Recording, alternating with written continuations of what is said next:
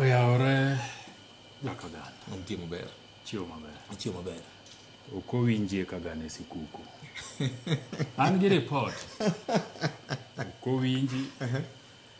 Nen bende nen mna ka tie mitoke mokalo ka ji chopo kinyi ni ji chiew to mitoka no bende onge kamchaka. Koro wakia ni to sikuku ne kichamo kanye. Ne waloko area kod matin. Weche mag yweyo gi nyikwa wuonwa gi nyikwa minwa. Gi nyachula. Erokamano. Ber, gimomiyo awacho kamano mondo ikone ke ni sikuku ok onego dhi dala pile. Yes. Samoro bende. Awejo gomba.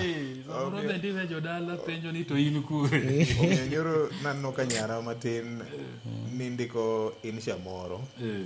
Ni likizo ya Disemba. Mana assignment momigi mokwongo mokalo chini skul chieng' Friday. Dwarore gavana. Ibenda ng'eni nyi onge dala. Kama na antiero ni ng'eyo. Kama ne intiero na ng'eyo, itimo maber. Ng'eni sami ng'eny dala ahinya no bende, jo dala ng'iyo kodi. Mok ber. To VOJ, Fred to gi Ken, monda kwanwe hawe maber. Higani. To gi jo winjowa, to gi jo nenowa duto. Ma okawo kinde gi okinyi makawuono mar bedo kodwa e chenro ne. Ok wakawe ka gir tugo. Nikech ji odich.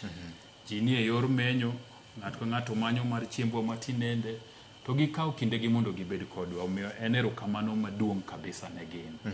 Ata ahinya kendo bedo kodwa e chenro duto mag Ramogi FM to gi Ramogi TV, nikech ka gionge to waonge.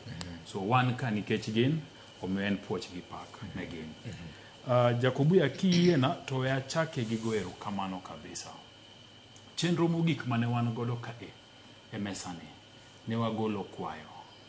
Ne en chieng' wuok tich to ne wan garambe mane wadhi manyo omenda mar ko manosenindo jakomwa Festus John Mudi Amimo.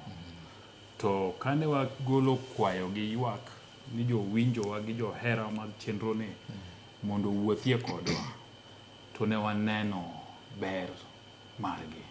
Ne giwuotho kodwa maber. Momiyo we agone gi erokamano kabisa. Ni ne giwuotho kodwa maber, ma wako Festus Amimo maber. To wachaka goe erokamano mar ariyo ne jotelo magwa makaluo. Ne gichopo karomgi. Jotelo makaluo no chung' kodwa kabisa.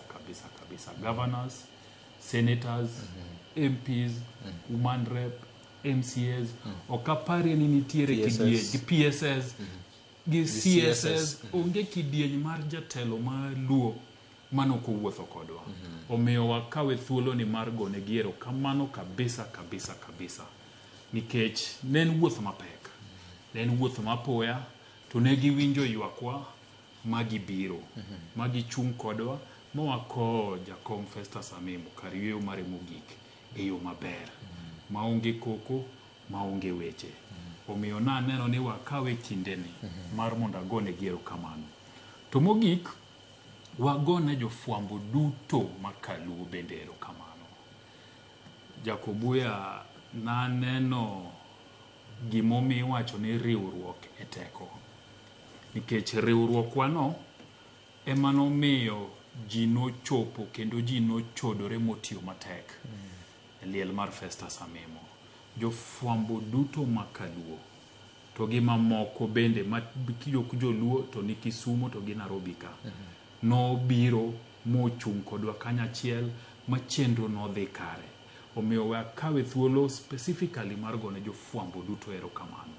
Ni ne gitiyo tich maber, ne gitiyo tich matek, to kendo akwayo ne Nyasaye mondo ne e chunygi kamoro amora ma gintie, mondo gwedhgi e nyadi beriyo e gigo magitimo, e chenro duto magin go, nikech ne waneno ber mar riwruok. Omiyo wakawe thuolo ni mar go erokamano duto, to gi kata ofis mar jofwambo bende nyaka gonu erokamano kabisa.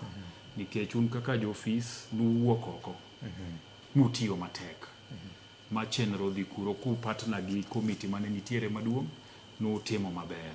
Koro erokamano ahinya. Pod en mna mos magwa ni Nyasaye mondo med ho chuny min Ken, to gi Ken, to gi nyiminene, to gi min Festus Amimo Nyarapondo nyawaya Ruth Odinga dendega ni agi koro med kwayo negi Nyasaye mondo omed ho chunygi ni chieng' moro achiel tie Ruoth Yesu Kristo wabiro rade mor. Erokamano. Wach mangi